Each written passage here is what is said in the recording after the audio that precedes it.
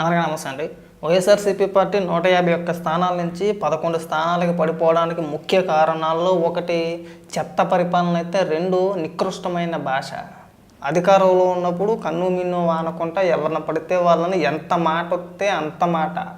చిన్న స్థాయి కార్యకర్తలు కాదు, అధికార ప్రతినిధులు, ఎమ్మెల్యేలు, మంత్రులు సైతం అసెంబ్లీలో కూడా పచ్చిబూతులు మాట్లాడిన వ్యక్తుల భాష, ముఖ్యంగా రాష్ట్ర ప్రజలు అసహించుకున్నది భాష దగ్గరే. ముందుది పరిపాలన, తర్వాత భాష, అధికారిక భాష బూతుల భాష. వీళ్ళు అధికారం పోయినా సరే ఇంకా వీళ్ళలో మార్పు రాలా. ముఖ్యంగా మాకు ఒక హార్పిక్ రెడ్డి గారు ఉన్నాడు, ఆడైతే మరీ దారుణం. వాడు నోటి మోషన్స్కి ఇంకా అదుపు ఉండదు. మాట్లాడు ఎంతసేపు ఇడుతూనే ఉంటాడు, పుట్టకల దాకా వెళ్ళిపోతాడు. మాట్లాడితే పుట్టక గురించే మాట్లాడతాడు, లేదంటే అదేం బతికంటాడు, ఇదేం బతికంటాడు.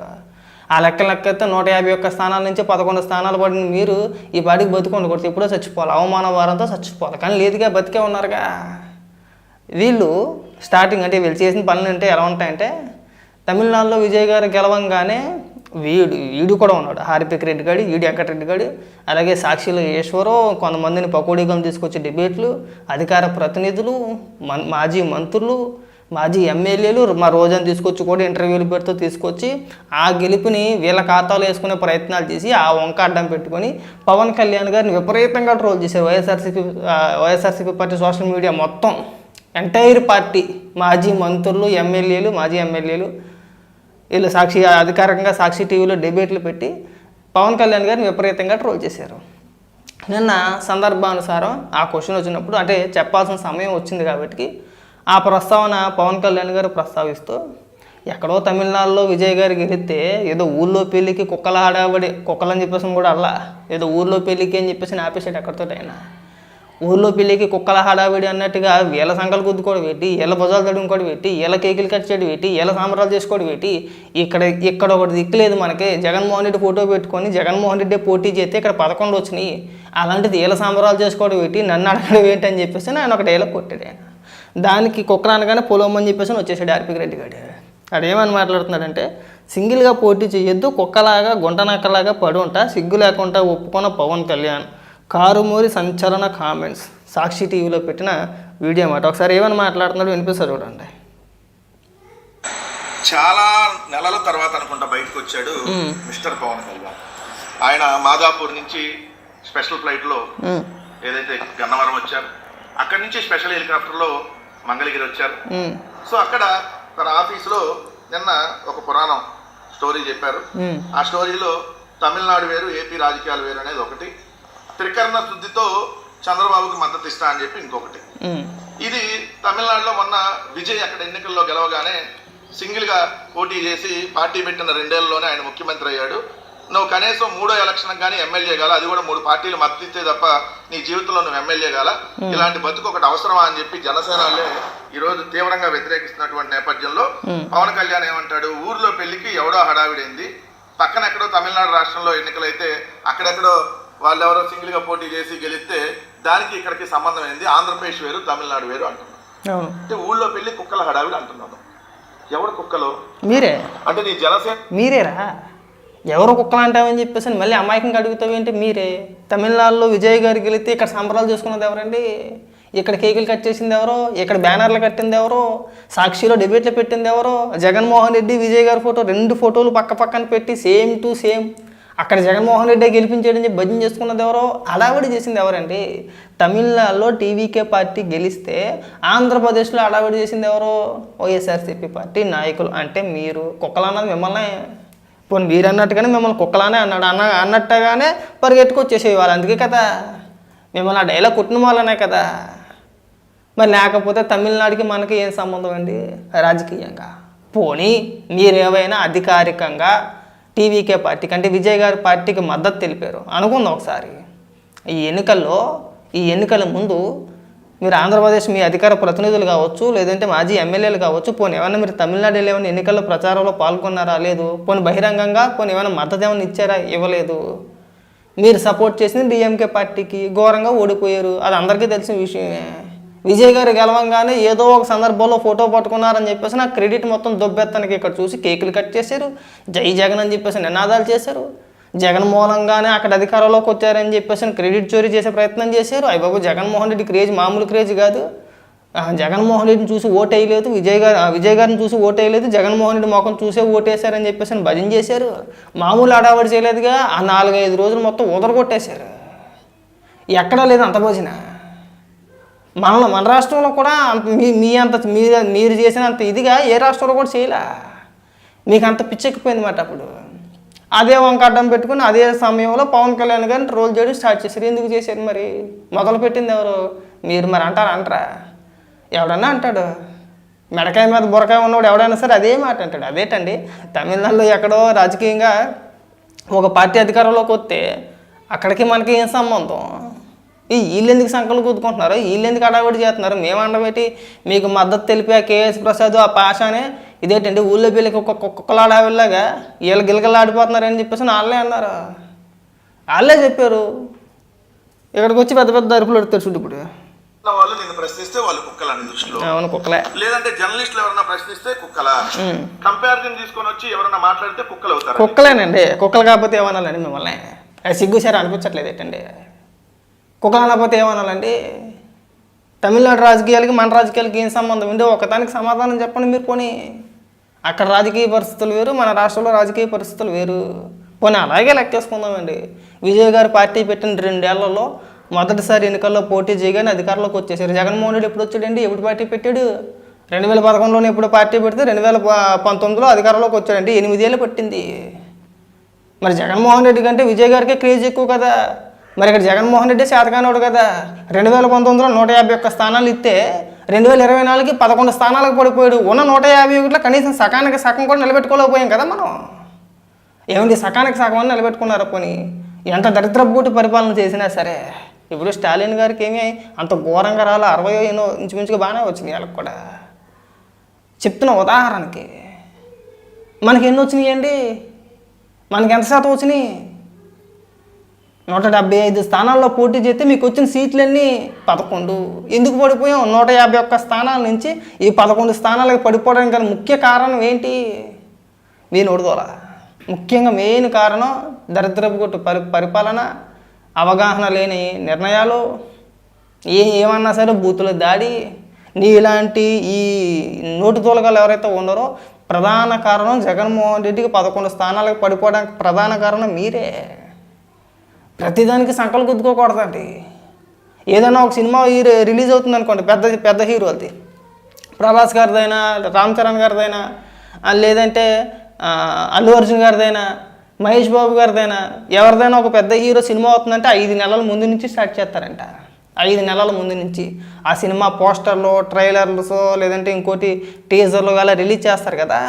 మొదటిసారి పోస్టర్లు రిలీజ్ చేసిన కానించి మొదలు పెడతారంట వీళ్ళు. ఏ విధంగా? వాళ్ళే ఫేక్ అకౌంట్ క్రియేట్ చేసి చంద్రబాబు నాయుడు గారి ఫోటోతో ఒకటి, పవన్ కళ్యాణ్ గారి ఫోటో పెట్టి ఒకటి, ఇలాగ జగన్మోహన్ రెడ్డి ఫోటోలతో ఉన్న కొన్ని ఐడీలు వాళ్ళే క్రియేట్ చేసి, జగన్మోహన్ రెడ్డి ఫోటోతో ఉన్న ఐడీలతోనేమో ఆ హీరోకి సంబంధించిన సినిమాను, ఆ హీరోను పొగుడుతూ కామెంట్లు పెడతారంట. చంద్రబాబు నాయుడు గారి ఫోటో, పవన్ కళ్యాణ్ గారి ఫోటోతో ఉన్న ఐడీలు ఏవైతే ఉన్నాయో వాటితోని ఆ హీరోని, ఆ సినిమాని తిడుతూ కామెంట్లు పెడతారని చెప్పేసి ఎవరు చెప్పారండి? నిన్నమానాడు దాకా మీతో పాటు కలిసి పనిచేసిన ఆ జర్నలిస్ట్ పాషా ఎవరైతే ఉన్నారో ఆయన స్వయంగా చెప్పాడు. ఆయనకి తెలియదా వ్యవహారం అది? నిన్నమానాడు దాకా మీకు భజన చేసిన వ్యక్తే, మీ సాక్షిలో కూర్చొని మాట్లాడిన వ్యక్తే, జగన్మోహన్ రెడ్డికి విపరీతంగా బంద్ చేసిన వ్యక్తే. అంటే మీ సోషల్ మీడియా గురించి, మీ ఆలోచన విధానాల గురించి వాళ్ళకి తెలియదండి. తెలిసిన విషయాన్ని కొండ బద్దలు కొట్టినట్టు బయటకు వచ్చిన తర్వాత ఇంక నేను సాక్షికి వెళ్ళని చెప్పేసి ప్రకటించిన తర్వాత ఒక వీడియో చేసి సపరేట్గా వీళ్ళ సోషల్ మీడియా ఇంత నికృష్టంగా ఉంటుందని చెప్పేసి ఓపెన్గా చెప్పాడు ఆయన. దానికి మీరు ఒక్కడి మాట అలా మా పార్టీ అలా చేయదని చెప్పేసి అని మీరు ఏ విధంగా విద్వేషాలు రెచ్చగొడతారో మాకు తెలియదా? ఇప్పుడు పక్క రాష్ట్ర రాజకీయాలు ఆంధ్రప్రదేశ్లో ముఖ్యం అయిపోయినాయి. ఇక్కడ మనకి ఇక్కడ దిక్కు దివానా లేదా? మన బొత్తుకి ఇక్కడ 11 వచ్చినాయా? సత్యమని చెప్పి అంటే పట్టుమని ఇక్కడ మన రాజకీయం మనం వెళ్ళామా? పట్టుమని అసెంబ్లీకి వెళ్ళామా? ఇక్కడ చేత కాదా? మనం బెంగళూరులో వెళ్ళి పడుకుంటామా? మనం పక్క రాష్ట్ర రాజకీయాలు అన్నింటిలో ఏలిటికి వెళ్ళియాలా? ఇక్కడ అసెంబ్లీకి వెళ్ళడానికి భయపడిపోయే వ్యక్తి పక్క రాష్ట్రంలో విజయ్ గారిని అధికారంలోకి తీసుకొచ్చేసాడంటే నవరా అండి. మరి ఇది ఊర్లో పెళ్ళికి కుక్కలాడవన్న మాట కరెక్టా కాదా? సిగ్గుండాలి కారు మరి కొంచెమైనా కానీ మాట్లాడడానికి. ఎవరన్నా ప్రశ్నిస్తే కుక్కలా? కంపారిజన్ తీసుకొని వచ్చి ఎవరన్నా మాట్లాడితే కుక్కలు అవుతారా నీకు? అంటే మీరేమో 15 సంవత్సరాలు విశ్వాసంగా త్రికరణ శుద్ధిగా బానిసత్వం చేయొచ్చు. కుక్కల్ని కొట్టినట్టు నీ జనసేనాల్ని తెలుగుదేశం వాళ్ళు కొడతా ఉన్నా మీరు మాత్రం 15 ఏళ్ళు కొట్టించుకుందాం, కుక్కల్ని కొట్టినట్టు కొట్టినా కొట్టించుకుందాం అంటున్నారు. నిన్ను కాదు కదా కొడుతుంది, జనసేన కార్యకర్తలు కదా. ఒకటైతే నువ్వు స్పష్టంగా ఒప్పుకున్నావు, నీ జీవితంలో నువ్వు సింగిల్ గా ఎమ్మెల్యే కాలేవు అనేది ఓపెన్ గానే మళ్ళీ ఒకసారి చెప్పావు. ఎందుకంటే 2019లో పోటీ చేసావు, ఏమైంది 2 చోట్ల ఓడించారన్నావు. 2019లో కూడా నువ్వు సింగిల్ గా పోటీ చేయాల, తెలుగుదేశంతో కలిసి పోటీ చేయాలి అంతే. అదే 2019లో పొరంబోకు నీకు తెలియదేమో, అదే 2019లో జనసేన పార్టీతో కలిసి పొత్తులో పోటీ చేయడానికే మీరు సంప్రదించారా లేదా? ఎవరు చెప్పారు ఈ మాట? సిదిరి అప్పలరాజు చెప్పాడు. ఎవరు చెప్పారు? సిదిరి అప్పలరాజు ఒక మీటింగ్లో చెప్పాడు. ఆ రోజు మేము ప్రయత్నించాం జనసేన పార్టీతో పొత్తు పెట్టుకోవడానికి అని చెప్పేసి అని. గెలిపోవటంలో రాజకీయాల్లో సహజం, పొత్తులు కూడా సహజమే. పొత్తులు కూడా రాజకీయాల్లో సహజమే, గెలిపోవటములు కూడా సహజమే. ఇప్పుడు పవన్ కళ్యాణ్తో కానీ లేదంటే చంద్రబాబు నాయుడు గారితో కానీ పోనీ తెలుగుదేశం పార్టీతో అయినా జనసేన పార్టీతో అయినా మిగిలిన దేశంలో ఏ ఇతర పార్టీతో అయినా సరే, ఏ పార్టీలైనా కానీ పొత్తులు పెట్టుకోవడానికి సుముఖంగానే ఉంటారు, ఇష్టపడతారు. అలాగే వైసీపీ పార్టీతో పలానా రాజకీయ పార్టీ మా పార్టీతో పొత్తు పెట్టుకోవడానికి ముందుకు వచ్చారు అన్న ఒక్క రాజకీయ పార్టీని చూపించండి సరిపోద్ది, ఏమొద్దు. మీకు ఆ అవకాశం లేదు, మీతో ఎవడో కలవడో. అన్న హిస్టరీ అలాంటిది.